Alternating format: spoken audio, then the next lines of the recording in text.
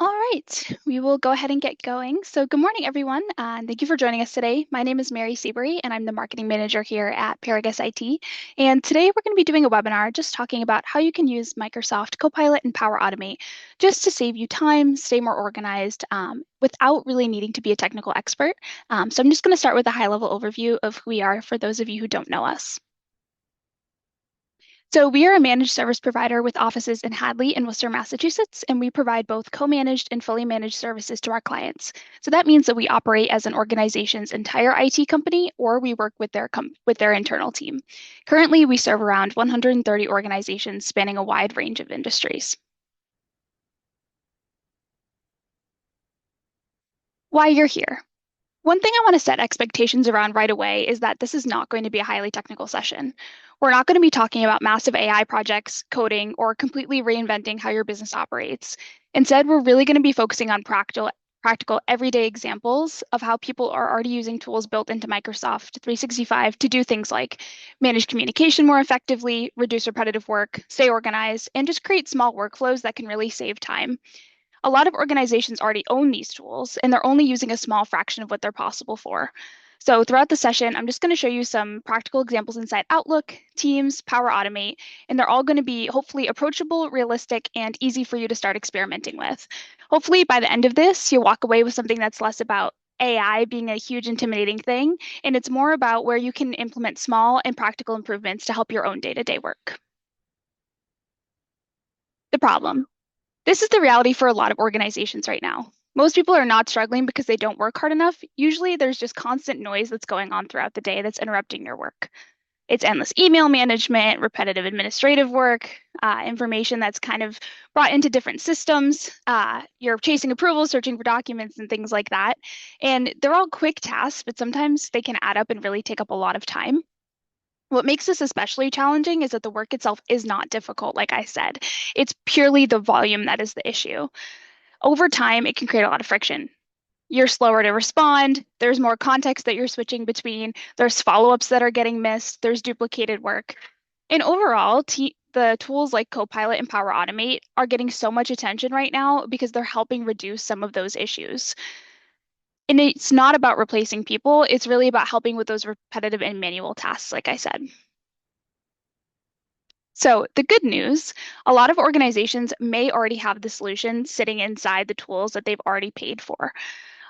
Many businesses already have access to Microsoft 365, Power Automate, and even the Copilot features, but they're only using a small fraction of what the tools can do. So today really is going to be about showing those practical ways to get more value out of the tools that you're already using. So just a quick overview of what Microsoft Copilot is. So Copilot is essentially an AI assistant that's built into the Microsoft 365 platform. It can help you draft emails, summarize meetings, analyze spreadsheets, create documents, generate ideas, and find information faster. It's really helpful because it's already built into Microsoft 365. So it's not like you have to have, something like ChatGPT open on another screen and you're kind of copying and pasting that information from one place into another. Copilot knows everything that's happening inside of your Microsoft 365 uh, like tenant. So you don't have to worry about giving it context because it already knows, which is really, really helpful. And just a brief mention about licensing. So to use Microsoft 360, or excuse me, Microsoft Copilot, you do typically need some sort of business Microsoft 365 license. So you just want to make sure that you have access to Copilot because otherwise you won't be able to use it. So before we jump into the demo, I just want to start with something that I think a lot of us can relate to. A lot of us basically live in Outlook all day, and it kind of just feels like your inbox is coming at you nonstop. Meetings, email chains, follow-ups, things you forgot to reply to. It can get really noisy really fast. What I like about Copilot and Outlook is that it's not trying to completely change how you work, but it's really helping you cut down on some of that friction, like I mentioned before. So if you have something like a giant email thread, it can be really great at figuring out what you missed, summarizing it for you, and instead of, not knowing how to reply to something, it can give you a good jumping off point for how to reply to maybe a difficult email or a difficult email thread. And it will help you draft a response, which is really helpful. And one of my favorite use cases that I'm going to talk about here in a minute is just really getting a clean overview of your week so that you can quickly see what's coming up and what's going on during your week when you come in on Monday morning. Um, And again, like I said, these aren't huge, complicated AI projects. It's simply prompting. And they're really small things that I believe and we believe that can really save you a few minutes here and there that will really add up over time. So I'm going to shift into showing you how this works in your calendar. So when you open your calendar in Microsoft Teams, a lot of us are familiar with this view. Obviously, you can see what's going on here in my week. I do a lot of time blocking. But if you look up here in the right-hand corner, you'll see this Copilot icon. It's colorful and almost looks like a pinwheel. So when you hover on that, you can see that it generally does give you some prompts, what I call like quick draw prompts. You can click on any of these. I generally would recommend staying away from them just because for prompts, when we're thinking about them, we really want them to be robust and clear. So I'm going to click on, rather than one of those pre-made prompts, I'm actually going to click on that icon and it's going to actually open up a separate screen. So this is the Copilot prompting screen. So what I've done is I've created a prompt that I use for the week. I put this in at the beginning of the week and it gives me a clear overview of what I have going on. So I've actually already created this prompt and I'm just going to copy and paste it. I'm happy to share it afterwards we always send a recording out of the webinar. So I'm happy to share that prompt in the email that I send out. I'm going to include all of the prompts that I used. Some of them will be specific to the use cases that I'm using, but you can always edit them.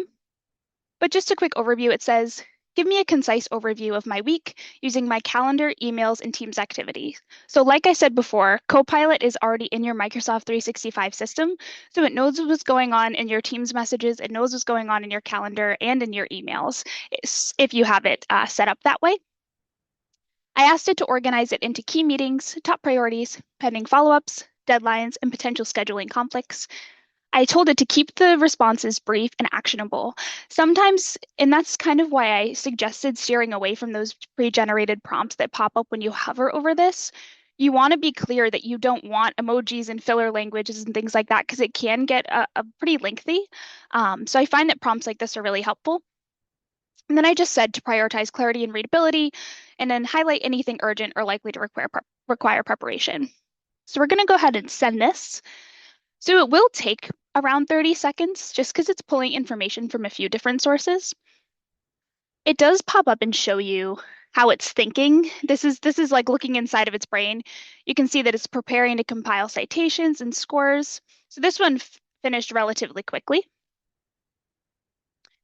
So right now it's pulling up my key meetings. Again, that was one thing that I had mentioned in the prompt. I was like, give me key meetings, top priorities. So it should go in line, key meetings, top priorities, pending follow-ups, and then deadlines. So we can see here that for meetings, I had a sales meeting on Monday, which is true. Webinar prepping for this webinar was yesterday. I had some contract due diligence to do with our CRM. And then I had some working blocks. So it recognizes that these blocks I have on my calendar are for me to do work. So it calls those out. And then it calls out that I had a one-off ad hoc meeting that we did for internal referrals with our partners. It then gave me some top priorities. So you can see here right under this top priority, it's actually pulling from, this is actually from Outlook from the email portion rather than just a scheduled event on my calendar. So this is pulling from an email thread that I have going on right now where we're preparing for the June webinar. So it's telling me that I have some execution and some asset finalization to do for the June webinar. And like I said, this is pulling straight from the the email rather than the calendar. It also mentioned that I have a ticket going on with HubSpot. I am working on some issues with our sales team. They've had a few issues with some things in our CRM, so I'm working through those. But it calls it out here that it is something that's ongoing that I'm dealing with, and that it might be something that's a priority for me this week. There's also a referral and partner initiative that's going on. Delcy and I are working on a referral initiative, so it's calling that out. Again, another email. And then Firehouse Cook-Off Planning. This is an event that we do in the fall. That's a fundraiser event. And there are some emails that have been going back and forth about that. Pending follow-ups. This is really helpful because this tells me where there are things that it's inferring that I might need to work on. So door drop request. So in a chat, one of our sales reps this morning followed up with me and was like, hey, did you see I essentially our sales reps can ask for sales items, and they can submit a form. And one of our sales reps messaged me, was like, "Hey, did you see the form I submitted?" And I actually did not. It slipped by me. And so Copilot's calling that out. It's saying, "Hey, Tony needs completion. He needs it before next week." And that's from a chat. So it's, again, pulling all that context into one synthesized response. So that's accurate. I need to get a referral gift. I was working on uh, figuring out, we had a referral that came in, so I'm just working on figuring out what gift to get that person, and that's accurate. That is still something that I need to do. And again, that's based off a Teams message. And then there was something, I was going back and forth in an email with my boss about if I should be posting something in an email or if he should. So that is an ongoing communication strategy that we're kind of working through. So this is also accurate. Um, the HubSpot, like I said, the HubSpot ticket issue I have going on, it's calling that out, that I'm still working through that. And then the Firehouse Cook-Off, like I said, that fundraising event that we have, we're working on deciding on a t-shirt color for the event t-shirt this year. So again, these are all things that it's taking from, this one came from email, and then these ones with the icons with the, it might be a little bit small for you to see, but it has a circle with, it's almost like a speech bubble. So those ones are pulling from chats. Deadlines. This one is pulling from, I get emails that have in Microsoft, if you use Microsoft Planner, you get tasks, you can get tasks assigned to you. So this is pulling any of the tasks that I have in Microsoft Planner that are past due. So I needed to do a marketing deal review on a deal. I did it, I just forgot to check it off. So it's just reminding me that it was actually due yesterday, um, which is really helpful. And then near term, so webinar execution today at 10 a.m. Thankfully, I'm doing that right now. So I'm not going to be missing that one. And then also, again, it's bringing up that door drop completion again from Tony. So it's really helpful. Potential scheduling and conflicting issues. This is helpful if you have a busy calendar and there might be some things that are overlapping. So for example, today you can see that I actually have a Firehouse Cook-Off block that's overlapping with a rock block. A rock block is an internal term we use to work on just big initiatives that we have. So this is going to be an issue because I can't do two things at once. So it is calling that out. It also is calling out that I have a lot of context switching. So I'm switching between a lot of different topics in a very short amount of time. It's could be a potential issue or risk for me. It doesn't bother me so much, but it is calling it out because some people don't like to switch tasks super often. Some people would rather, have Tuesday they're working on, they're from a marketing perspective. Maybe Tuesday they like working on their content, and Wednesday they like doing strategy. So it's just calling that out that it could be something that is a potential issue for me. And then it's calling out bottlenecks. From a project management perspective, this is really helpful. A lot of this is kind of restating those issues that I mentioned earlier, where it's calling out the things I still need to do, but it's always helpful to just have it called out again. And then it takes a stab at what needs preparation, so the priority. So the webinar delivery and talking points. So again, it knows that I'm hosting a webinar today, so it's telling me make sure you have those talking points done, which I do. And then partner outreach messaging. So that, again, this was a task that was above earlier, but it's just calling it out again. Again, a lot of it does repeat. Oftentimes when you have things that are in progress, it could be a meeting as well as something that needs to be worked on, and it could also be a potential scheduling conflict. It could be multiple things at a time. So the prompt does a really good job of synthesizing those things. So that is really helpful for, like I said, the calendar. You can also set up Copilot to automatically accept invites from certain people. I have it set up to automatically accept certain invites from my boss. If I get a meeting invite from him, it automatically accepts them, which is really helpful. And I honestly could probably sit here for this whole time and talk about all of the features just in the calendar. But that is just one that I did want to touch on quickly. And we're just going to switch gears over to talking about email. So one thing that's really, really helpful is summarizing long email threads. For a lot of you, like I said, I'm sure that you get brought into email threads, halfway through the conversation. Oftentimes there's a lot of small talk, a lot of moving to BCC. A lot of the times you could be in a situation where you may not have the time to read everything, and you may need just a really quick summary of, okay, what were the decisions that were made in this email thread? So what I'm going to do is, again, I'm going to click here in the top right-hand corner.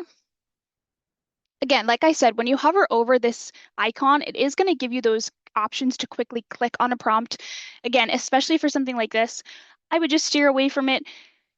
If you say something like summarize this email, you're kind of giving it, free rein to answer however it feels best. And so I, again, have created a prompt for this that is really, you can really copy and paste it into any email. And again, I will share this with you guys. So when you click on that icon, a good gut check here is to always make sure Copilot does a really good job of telling you what it is specifically referencing in this chat that you're in. So you can see this mail icon and then the RE. So you can see that for this specific chat that I'm about to enter, Copilot is only focusing on the thread called March webinar copy. So this is always a good thing to check because sometimes if you just open Copilot and you're not in a specific email, it won't know which email you're talking about, which is again, just you want to get in the habit of when you're in the email thread, clicking in the top right-hand corner from the email thread rather than starting in Copilot and telling it, look at this email that was sent on this date. This is really helpful because it just keeps it concise. So again, this thread specifically, we have an external marketing company that we work with that handles all of our assets as well as our website. And so this thread was really long, and there was some conversation back and forth between how we were marketing the webinar.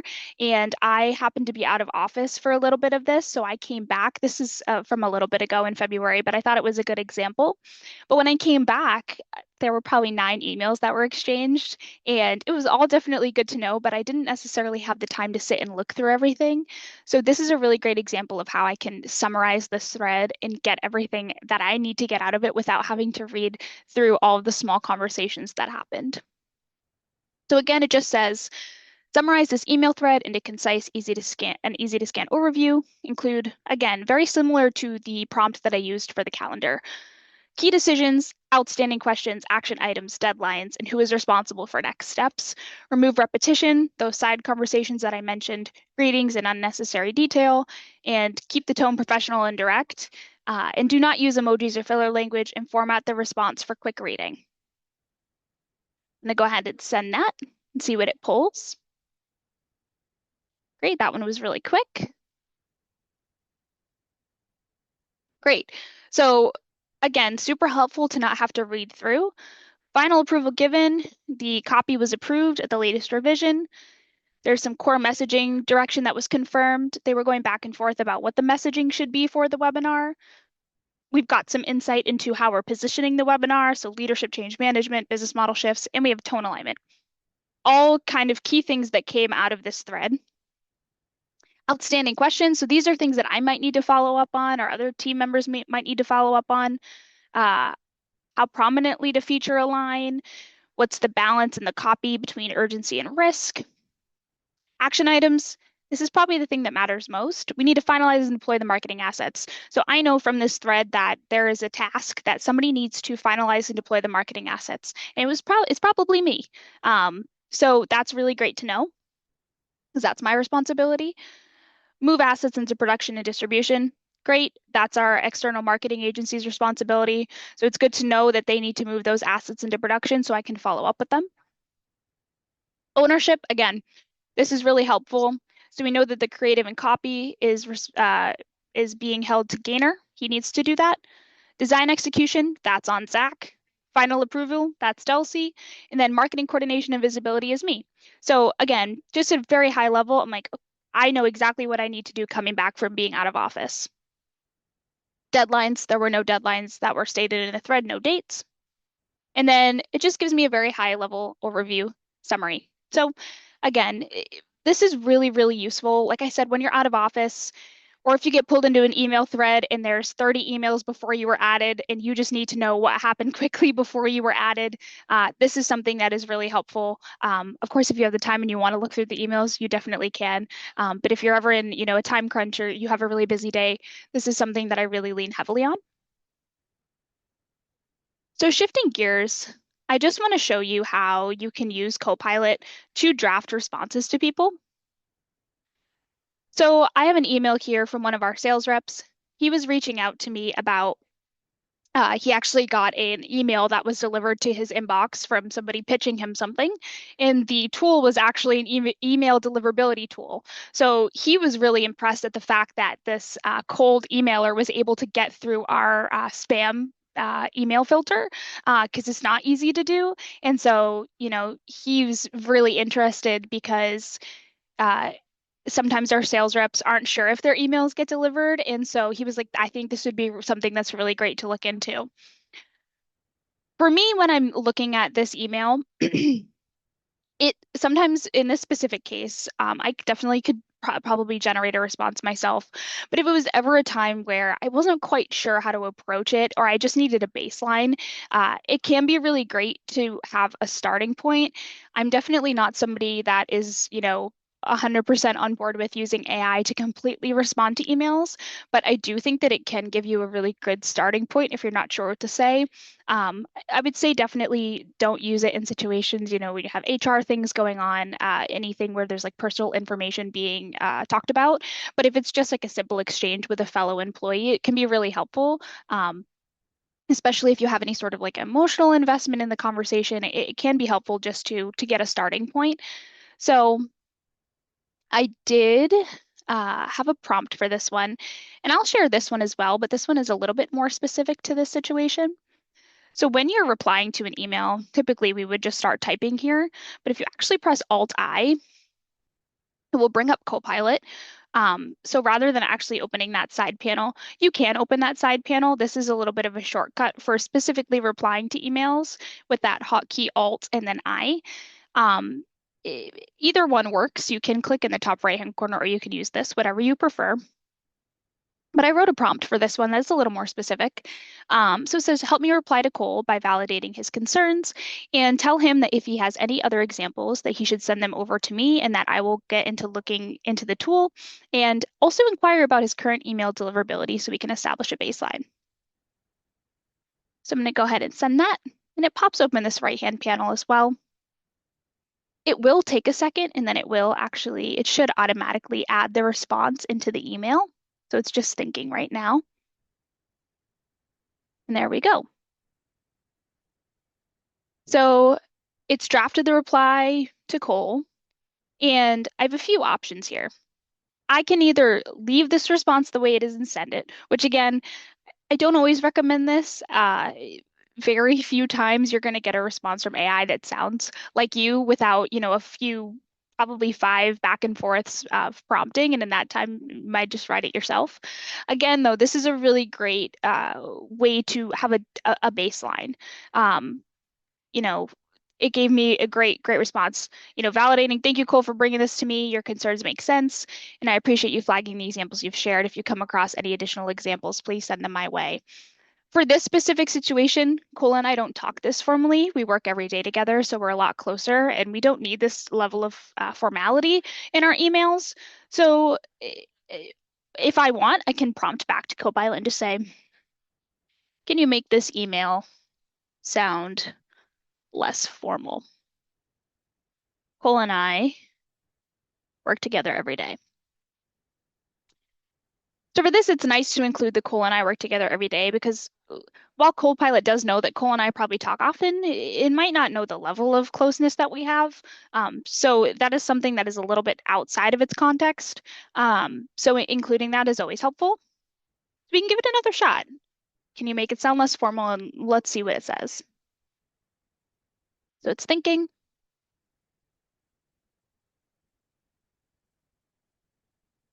So it took another stab at it. Thanks for flagging this. I get why you're concerned. Again, a little less formal. If you see any other examples, send them my way. I'm also going to take a closer look at the tool to see what might be going on. Quick question too. What are you seeing right now with your email deliverability? That'll help us get a baseline as we dig into this. So this is much more in line with how Cole and I chat. So this might be something I might even just send like this. But in any case, it is at least, like I said, a jumping off point, which can be really helpful. So I'm going to switch into Teams. So Teams is obviously where you have your chats, your meetings, and things like that. So what I'm specifically going to be talking about is how actually Copilot is built into a lot of the features in Teams already, and you might not even need to prompt it, and you might not realize that it's already giving you some insights that you can use right now. Um, so when you have a meeting in Microsoft Teams that are recorded and transcribed, Copilot can automatically generate recaps, identify action items, and pull out key decisions and highlight follow-ups without you having to dig through anything. So for myself, we have departmental meetings every 2 weeks, and if I'm ever out, I have to often go back and watch the recording. Pre-Copilot days, which is okay, but not the most efficient use of time. So it's really helpful that Copilot can transcribe and pull out action items and to-dos for you. Again, you'll just want to make sure that when you're doing the meetings that you were recording them and transcribing them, because otherwise Copilot doesn't have access to what was said. So if you can get in the habit of just recording and transcribing, it's really helpful. Um, and again, this is another thing where I think the practical value comes really quickly. Most meetings move fast. Some people join late. There's multitasking going on. And it's also great to be able to trust that Copilot is taking notes and to do so that you can be fully present in a meeting. I'm often the to-do taker in meetings, and it's a lot of multitasking and not always being fully present because you're really focused on, okay, what did this person say? Okay, I need to take a to-do for Ashley or whatever the case may be. So this is really helpful. So an example that I'm going to show you is from our departmental meetings that we have for marketing. So when you open the marketing chat, you can see here that on the right-hand side, there's a button that says View Recap. So if I click on this, it's going to pull up, like I said, the recording. So you can see we had our meeting. But if you look over here, there's a button that says AI Summary.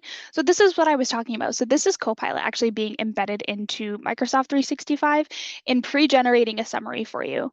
So this is really helpful for people who do send meeting recaps because it has everything pretty much here. So you can see what we talked about. We talked about the Firehouse Cook-Off. We talked about client and prospect interviewing. We're reviewing our unique value proposition and some of the other topics that we talked about in the meeting. Follow-up tasks. So it looks for words like, can you do this? Somebody needs to do this. It really highlights those keywords, and that's where the AI comes in. So somebody needs to send a follow-up email to someone. There needs to be a first right of refusal email that's drafted and sent. Uh, Companies need to be notified about the event that's being taken over. So it really pulls out everything.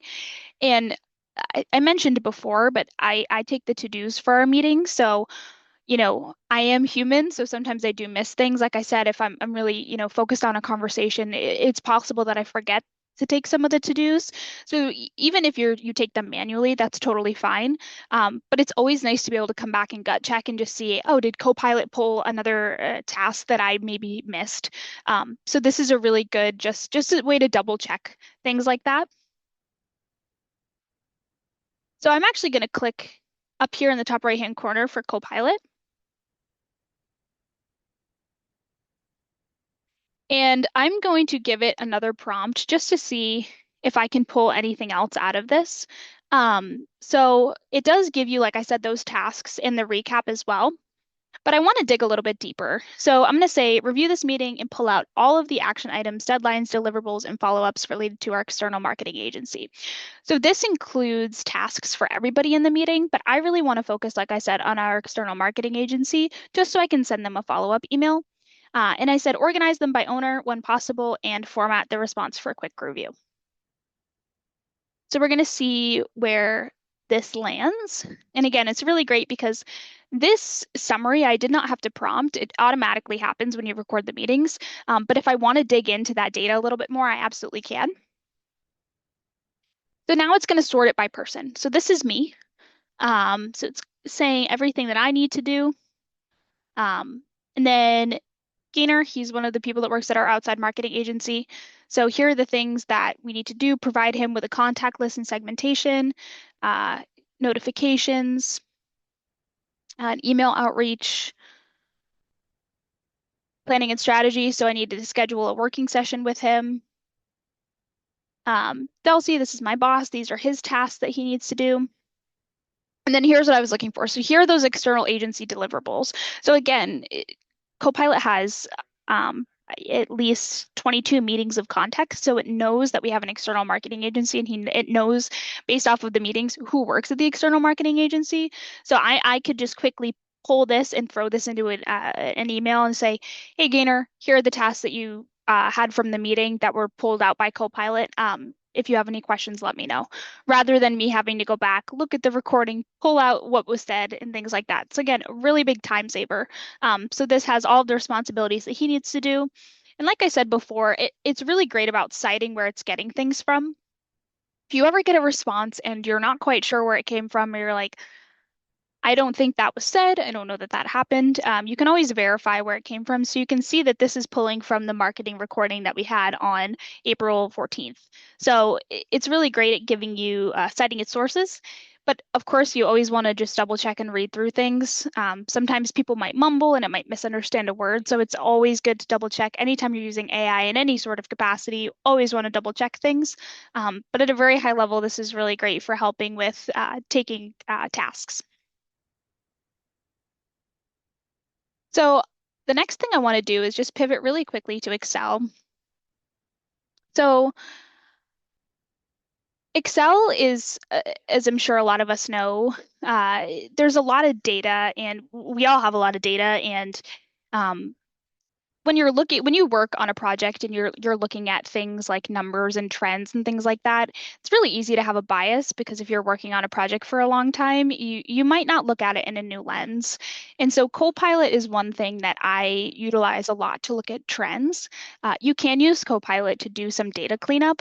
As you can see at the top here, it says clean data with Copilot. It is 4 suggestions to clean my data in my sheet that I have here. You can always look at these. I would tread carefully just because you'd want to, like I said, you want to double check things before you just automatically send them through. This is a feature that they do have. It's a little bit of a newer feature, but it can be helpful for data cleanup if you get a sheet from somebody and it has a lot of data points on it and you need to quickly clean up. Maybe it has the lead zeros in one of the columns for the numbers and you need to clean that up really quickly. Copilot's great at that. But I think something that is really powerful and that I love to use is the trends feature. So in any sheet that you have opened up, you can click in the bottom right-hand corner. If you're ever looking for the Copilot icon, it's typically either in the top right-hand corner, you can see right here, the bottom right-hand corner. It's usually on that right-hand side. You can click here, and you can see that now we're specifically in this sheet. I am going to start a new chat. So it says, let's edit your workbook. So we know that we're talking about our Excel workbook that we have opened here. And this specific sheet that we're looking at is a historic sheet that has all the information for our sponsors for our community event that we do in the fall, the Paragus Firehouse Cook-Off. Has a lot of information about sponsorship amounts, costs for expenses and things like that. And as somebody who's done the event for going on my third year now, like I said, I might have a little bit of bias about, oh, I feel like we're in a good place, or, I don't notice anything different about this year. But Copilot has it's almost like an intern, right? It has a different perspective, an outsider's perspective. And so for this specific one, I'm just going to copy and paste a prompt. So the prompt is really simple. It's just what are some trends that you notice within this sheet? So again, just looking to get an unbiased perspective about what it notices within all of this data. So this one is going to take a minute probably just because I have four years of data in here. So it is going to take a minute. So it's looking at all the numbers, what happened last year? Are any expenses different this year? It's really doing an in-depth dive. Perfect. So it's starting off, I can identify several trends across 2023 to 2026 in your budget data. So it's noting the total income. So in 2023, 45,000, trending upwards, 2026, 11,000. I will give you some insider information. This event happens in the fall, so I do have a little bit of time to get that number up, but it is still a good call out. Sponsorship attrition. This is really important for me to know. It looks like we've had some companies that have declined for this year, so I do need to do some work to get that number back up. And it's good to know what we don't have this year, just so that we can fill in that gap. It's noting our consistent core sponsors, our expenses pattern. Again, our expenses are low this year. We haven't bought everything yet. Uh, that's definitely something that I knew. Net total donation trend. Um, so it's just projecting the income less expenses as of right now compared to years previous. Again, this is a little bit of a different situation because we're still early in the planning process, but it is still good to know that it thinks as of right now we'll only be able to make, it doesn't know how much we'll be able to make for a donation because we don't have all the expenses inputted. Key risks, this is really important. So currently we have uh, a couple of sponsors that aren't 100% in yet. So it's calling that out. And then it's also talking about in-kind contributions that are declining. So we don't have any in-kind sponsorships as of right now.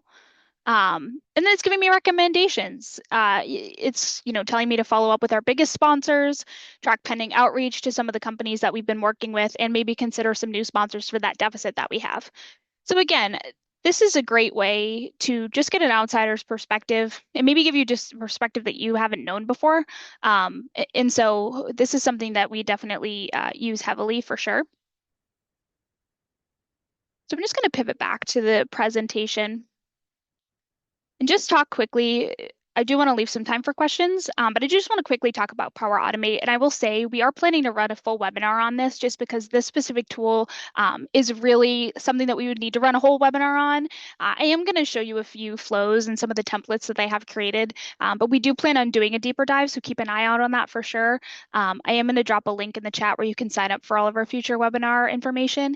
But like I said, we are going to do a deeper dive on Power Automate, but I did just want to bring that up as well. So Power Automate is really great for helping systems talk to each other. So like I said, Outlook, Teams, any 365 app, Power Automate kind of can bring those all together and you can create workflows there. Some examples might be you can save an email attachment, route approvals, send reminders, move files, notify teams, and trigger follow-up actions. I'm going to show you, there's a lot of pre-built flows that they have already that are kind of a plug and play. I think a lot of the times Power Automate can be very intimidating because it feels like you need a really big technological tech background and skill set to be able to use it. But Microsoft is really great at creating those pre-made workflows. So again, I do just want to mention the licensing. Power Automate is often partially included with Microsoft 365 for the basic features. So this is going to be what a lot of us are using it for, basic workflows, notifications, approvals, some file automation and Outlook and Teams integrations. Really not getting into anything super, super technically advanced, but still things that can really save you a lot of time and can be really, really helpful. So I am just going to shift and show you, like I said, I do want to be conscious of time because I do want to take some questions for any of you who might have some. But I just want to briefly show you a few things in Power Automate. So when you go onto Microsoft 365, you can get there typically by typing in m365.cloud.microsoft. In the bottom left-hand corner, there's a button that says Apps. You can click on more apps at the top if you don't see Power Automate, and this is just going to show you all of the apps that you have in Microsoft 365. If you scroll down to explore by category, it should be here. Under productivity, we have Power Automate. So we'll go ahead and open that.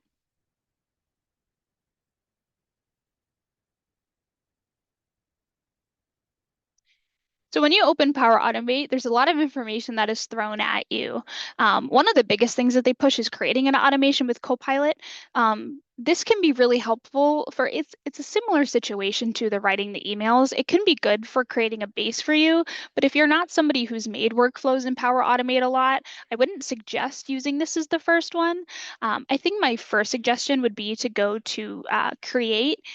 And what you can see here is there are templates that are already created. So these are workflows that are created by members of the Microsoft 365 community. Could be employees of other companies, workers, things like that. But they're templates that a lot of people have used that are more or less foolproof and really easy to set up because all of the work's already done. The only thing you have to go in and do is just change some of your preferences. So they've broken it down by different categories. So we have top picks. So these are the most popular ones. follow up on a message. When you look at the top, you can see the icons here. So this is Microsoft Teams, that's the icon. This is 365. And then anything with an hourglass is a time. So you can set a time. And then below it just gives you context about what each of the workflows does. So follow up on a message. So this workflow would, uh, according to your preferences, would tell you to follow up on a message. If you didn't respond to a Teams message, within an hour, it could remind you, or 3 hours, whatever cadence you prefer. But if it's something that you need to be reminded of, if you have a hard time responding to messages, I know sometimes I do, and I need a nudge to remind myself to respond to somebody, I could have this set up to remind me every hour, 2 hours, or 3 hours. And you can see there's a lot of examples here. Forward your emails to a chat. If you wanted all of your emails that you sent to a certain person also to be sent to them via Microsoft Teams, and this is the workflow you want. There's a lot of, like I said, a lot of pre-made workflows that are already here. One specific one that I want to show very quickly is a really, really easy one. So if you go into email here at the top, in the bottom right hand corner, you can see get daily reminders in email. So for a specific use case for this, for us specifically, we have a set work from home schedule, and if we ever need to change that around, we typically would let our manager know a week in advance. This specific reminder is great. It does say daily, but you can change the cadence to be weekly, monthly, whatever time you want it to be. I have this set up so that weekly on Fridays, I get an email to send my work from home schedule to my boss for the following week. It's really helpful because oftentimes I forget. So I'm just going to quickly show. So when you click on the flow, it's just going to ask for permission to connect to mail. You can say continue. And then you can see here that this is set up to be, this is the time. So when you look at the clock, that's a good indicator that it's going to be a time-based workflow. So if you click in here, and again, this is why I think we've leaned towards we are going to run a full webinar on Power Automate because there are a lot of intricacies within each of the workflows, but it is fairly user-friendly, and I think this is a good one to start with. But within here, you can see the interval. So this is the interval and the frequency. So like I said, you can do 1 month, 1 week, 1 day, 1 hour, minute, 1 second. Not sure what you would need an email reminder sent to you every second for, but there could be a use case for it. So it's there if you need it. So like I said, for me specifically, I have 1 week. So every single week, I'm going to get this email. The time zone. So we're just going to click on Eastern if I can see it. I practiced this and I found it so quick. Right there, there it is. So we're in Eastern Standard Time, start time. So again, the format is a little bit different. So you're going to do year dash month dash date and the time. So this is the time that you want the flow to start. So if I wanted it to start operating tomorrow, I could have it set to that. You can then choose the days. Like I said, I'm going to have it on Friday, and then at these hours. So if you wanted it at 3 a.m. and 3 p.m., you could do that if you wanted, or you can just have it at 3 p.m. So it runs at 1500, 3 p.m. every week. So once you're done with that, you can then go into send email. So this is where you're going to decide who it sends to. If you wanted to send it to yourself, you could. I have one that's set up that way, like I said, to send my work from home schedule. But if you wanted to send it to your team, you could. So you could add all your any of your direct reports here in the to line, and it will send it to them every single week. If they needed a reminder to send their work from home schedule to you, they could do that. You can change the subject line. This is the same as any other email, whatever you want the subject to be. Now again, send work from home schedule to Delcy. Delcy's my boss. And then the contents. So this is the body of the email, same as you would write an email in Outlook. Little bit of a rinse and repeat here, send work from home schedule for following week. And then we won't get into any of these advanced parameters. If you wanted to CC somebody, you could. This could be helpful for the person that this will come from is technically Power Automate, but if you wanted to send it to your team, you could also CC yourself. So then when they reply to the email, you would get the responses. That can be really helpful. Again, really the possibilities are endless. So I have it set up so it could be Delcy would automatically be looped in as a CC on this email so that when I reply to, so when I get the email to myself, I can reply all with the work from home schedule and that it will be in the email rather than in the Teams chat or something like that. Again, the possibilities are really endless with this. And then from there, you can close it out and it is going to want me to do 2026, 5, 26. And then once you've got everything in there, all the information, you can click test in the top right hand corner and it will test the flow to you and it will send it to you. Um, as a reminder, if you have it set up so that it's going to run at 3 o'clock on Friday every week, if you test it, you'll want to just make sure that you're running it immediately rather than waiting for the triggers. This first one is called the trigger. So the trigger is going to be for that time block. So once it hits that time block is when uh, it will run. But you can test it so that it's happening manually. So just wanted to just do a brief intro to that. Like I said, keep an eye out. We are going to do a full webinar on Power Automate, but this is just a really easy example of one that you can set up, or any of the other templates that you find in Power Automate, which are really, really helpful. So just kind of wrapping up and leaving you folks with some last minute thoughts. I think and this is, something that I'm sure you've all heard, but you want to start with things, like I do this every week, or I keep forgetting this takes forever. I have to copy this into 3 places. These are really good examples of statements that can be really good indications that Copilot and Power Automate are really good, possible solutions for things like this. I'll mention in a little bit, but you do typically want to automate something that is a repeatable item. You don't want to do anything that's super creative or is a one-off item. That can be really hard to automate because it's not a repeatable process.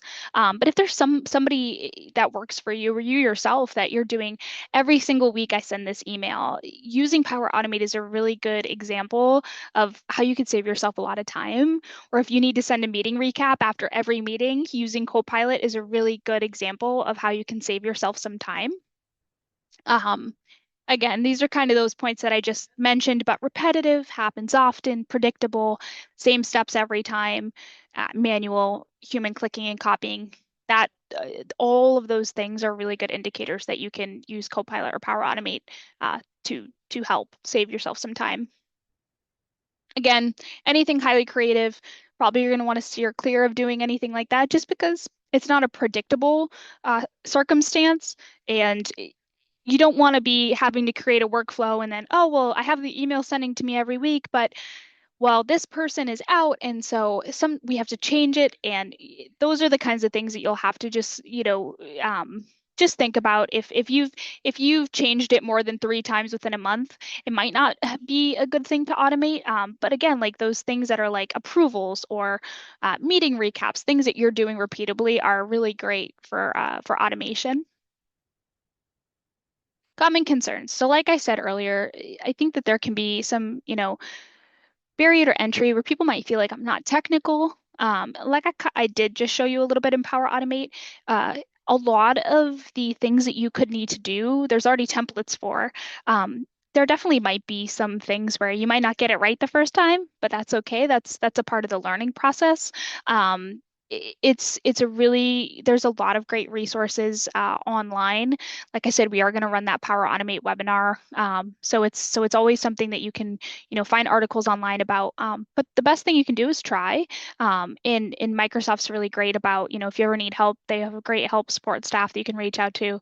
And obviously, if you're a client of ours, we do have people that can help you with that. But definitely don't be afraid to try. Because the worst I can do, like I said, is it doesn't work the first time. But that's a part of learning. So again, saving 10 minutes a day, 30 minutes, an hour, it can just really help so you can focus on the work that really matters. Less burnout, more consistency, things like that. And you can just really focus on strategy rather than the little things that eat up a lot of your time.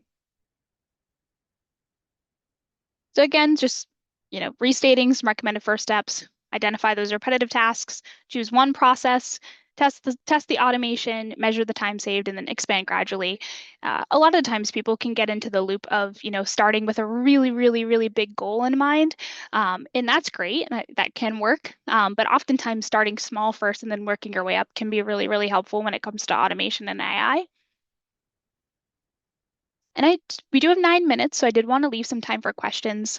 Um, if anybody has any questions, feel free to unmute and I will do my best to answer them if I can.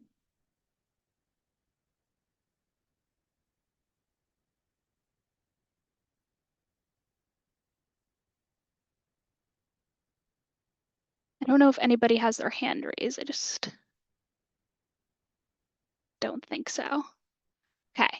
We are going to send out this as a recording as well. And like I said, keep an eye out on our website. And for future webinars, like I said, we are going to run a full Power Automate webinar. Um, and then I did just want to briefly mention too, next month we are running a webinar on using AI to run a mock meeting. This is one that's a little more case specific, but if you have a situation where you're giving a lot of meetings to a lot of stakeholders, a lot of fellow employees, and you need to kind of work through some perceived pushback that you might get. This is a really great webinar for that. We're going to be going through and showing you how you can actually like enter personas into ChatGPT and run a mock meeting so that before you get to the meeting, you can be ready for any potential pushback that you might have from the people in the meeting. There's a lot of great use cases for this, sales meetings, board meetings, things like that. It's just a really good practice for you, and we think it's going to be really helpful. And I am just going to drop quickly the link to that in the chat, just so that any of you who are interested can sign up. And like I said, yeah, keep an eye out for that webinar on Power Automate. It'll likely be towards the end of the year, but we are going to do a much deeper dive on that. I just dropped the chat link to the meeting, the webinar that we're going to do in June about running a mock meeting with AI. All right, guys, thank you so much. I will give you back 7 minutes, and I hope you have a great rest of your day. Thank you.